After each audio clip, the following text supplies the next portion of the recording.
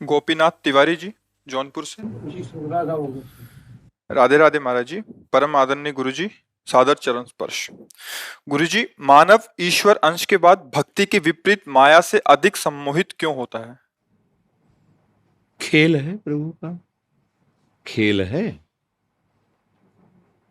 एक रंगनाथ जी हमारे यहाँ मंदिर वृंदावन में, उसमें साल में एक बार उत्सव होता है विशेष। उस उत्सव में हम सब मिलित हुए थे जाके। एक खंभा खड़ा होता है, बहुत लंबा खंभा।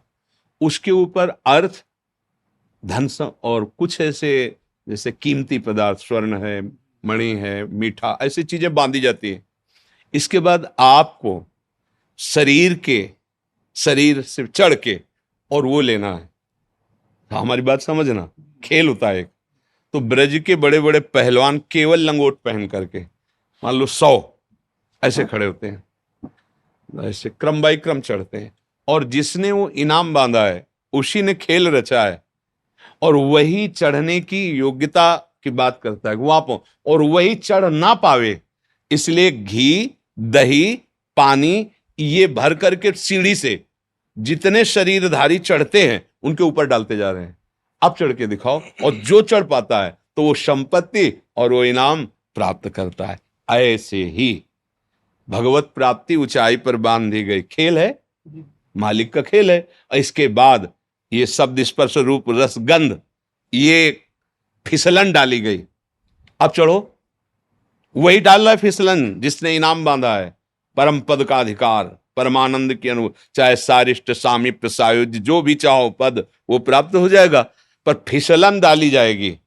अब तुम्हें फिसलना नहीं है तो कई बार देखा कि पहुंचते पहुंचते फिसल गए, पर वो लोग हारे नहीं। 4-5 बार में फिर वो पहुंच गए, पकड़ लिया। तो उससे हमें उदाहरण, अपने लोगों का जो दिमाग होता है ना, वो चिंतनीय होता है। हर घटना में, हर बात में अपने काम की बात निकाल लेना। तो उस भागवतिक मेले में, उस दृश्य में ये बात पकड़ में आई। ठीक ऐसे ही मालिक खेल खेल रहा है हमारे सामने। वो भोग रखता है फिसलन वाले, जिससे हम परमानंद स्वरूप अपने आत्मबोध या भगवत प्रेम पाने के लिए ही उसने वो भी रखा है। मानव देह भी दिया है, उसी का रचा हुआ है, पर फिसलन उसने जरूर रखी। एक बार फिसलो, 2 बार फिसलो, 3 बार फिसलो, पर हारना नहीं। चढ़ जाओ, चढ़ जाओ। तो कभी काम फिसला देता है, कभी क्रोध फिसला देता है, कभी मोह, कभी अहंकार, कभी ईर्ष्या, मत्सरता, नाना प्रकार की फिसलन वाला हमारे सामने खेल रचा जाता है। अब वो आकर्षण फिसलन वाला है ही रचा, इसीलिए गया है कि तुम इसी में लगे रहो। अच्छा लगे रहो तो मालिक का खेल है, आनंदित रहो। जब इससे ऊब जाना तो वो है चढ़ो। फिर ये चढ़ाई है, ये ऐसी चढ़ाई है, खड़ी चढ़ाई है, बिना सहारे के नहीं चढ़ सकते हो। इसमें गुरुजनों का, निकले हुए महापुरुषों का सहारा। गुरु जी सम्मोहित बहुत करती माया, भक्ति उतना नहीं कर पाती। वैसे सम्मोहन माया नहीं करती, आप मोहित हो रहे हो। हमें बताओ माया का रूप क्या है? हम सहन, वातावरण, खाना पीना, प्यार, दुलार, समाज, पुत्र। ये आप स्वीकार किए हो प्रभु। आपको कोई आकर्षित कर रहा है क्या? आप ही तो फंसे हो। एक ये आवश्यकता है ना। आवश्यकता बिल्कुल नहीं भैया, तुम्हें अज्ञान में हो। हमारे स्वरूप को कभी भी किसी भी तरह का अभाव नहीं व्यापता। अभाव देह को लेकर के होता है। गुरु जी एक बात हुआ, विंध्याचल में यज्ञ, वहाँ लड़ुआ जी बाहर पटके कर भूखे भजन हो, गोपाला ले ले अपन कंठी माला। ये भूख किसका विषय? प्राणों का विषय। पहले देखो, जहां आप बात कर रहे हो यहां शुद्ध आध्यात्मिक मार्ग की बात होती है। भूख का विषय कौन? भूख प्यास का विषय अगर थोड़ा शास्त्रीय ज्ञान हो तो समझ सकते हो। प्राणों का विषय है। आप प्राण नहीं हैं, छांदोग्य उपनिषद पढ़ के देखो, आप प्राण नहीं हैं।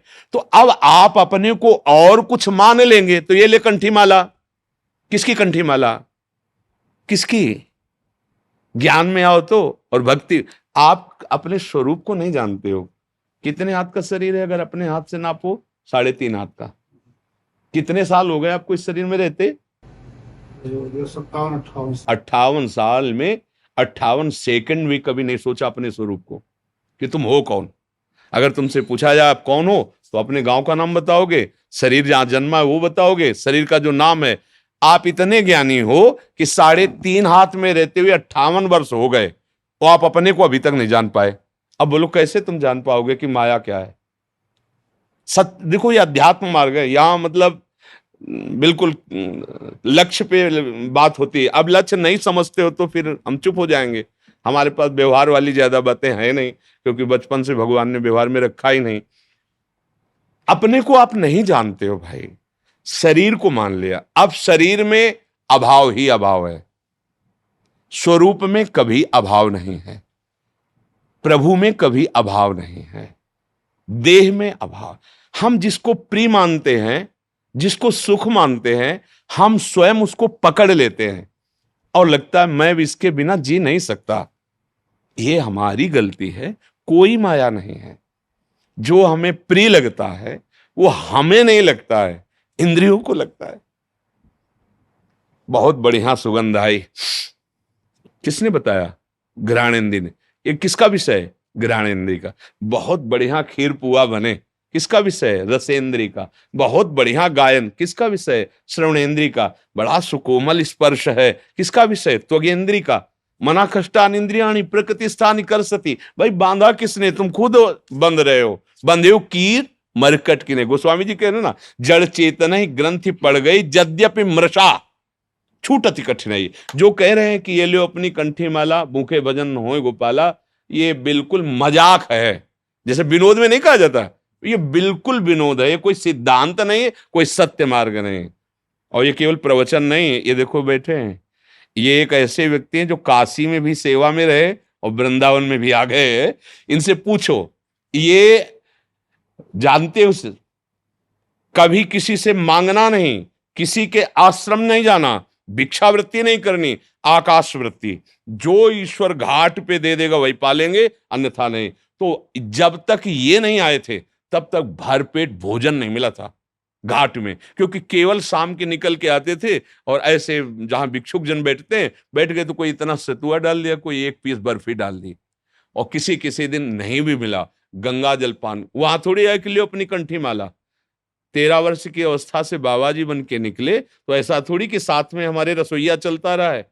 कंठी माला कभी एक बार भी नहीं आया कि घर लौट चले, कभी एक बार भी नहीं आया। ये कैसे कह रहे हो कि लो अपनी कंठी? अरे गर्दन उतार दी जाए तो भी नहीं होगा ये लो अपनी का। ये उनकी बात है जो विषयों का बैलेंस बना के चलते हैं, परमार्थ को नहीं जानते हैं। ऐसा कैसे हो सकता है कि हम प्रभु के मार्ग में चले? लो अपनी कंठी माला मतलब सुख वांछा, देह भाव, इंद्रिय पोषण, ये एक मजाक में कहा जाता है। एक मजाक में जैसे कुछ शब्द बोले, ये सिद्धांत नहीं कहा जाता है। अपने को देह मानकर, मनुष्य मानकर भोगों में फंसा हुआ व्यक्ति आध्यात्मिक व्यक्ति है क्या? परमार्थिक व्यक्ति है क्या? वो तो विषयी है, देहाभिमानी है। कैसे समझोगे? अध्यात्म, अध्यात्म एक अलग क्षेत्र है। व्यवहार का जो आकर्षण है अलग से, हमारा माना हुआ आकर्षण। जैसे देखो, एक आदमी मांस खाता है, बहुत आनंदित होकर जाता है कि ये वाला दीजिए। और जैसे जो वैष्णव है, भगवत मार्ग के प्रतीक, जिन्होंने कभी, वो उस गली में जाते हुए घृणा करेंगे, लेकिन वो आदमी बड़े शौक से वहां जाएगा और नगद नगद पैसा देके कटवा के ताजा लाएगा। समझ रहे हो? एक आदमी वहां से जाता है तो घृणास्पद भाव लेके, कैसे इस गली से निकल जाऊं। और एक आदमी जाता है आनंदित होकर के उसमें। एक आदमी है जो अपने संयम और पवित्रता से, वो उस मार्ग से नहीं जाना जाएगा जहां मदिरा पी जा रही, जहां ऐसा। और एक आदमी है कि छीन झपट के पैसे लेके वहां पीता है जाकर। ये रुचियों की वैचित्रता है। कौन बांध रहा है तुम्हें? तुम ही तो बंधे हुए हो। ऐसे ही समस्त भोगों में कौन सा भोग ऐसा श्रेष्ठ है जो पवित्र और महान हो? हमें बताओ।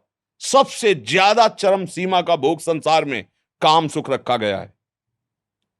सब सुख एक तरफ और काम सुख एक तरफ। कहां से प्राप्त होता है काम सुख? मलमूत्र के भांड, शरीर के मलमूत्र के द्वारों से। कौन सी महानता है जहां स्पर्श करके रज लगा के धो, साबुन लगा के धो, उन अंगों की आखिरी सुख वृत्ति रखी गई है।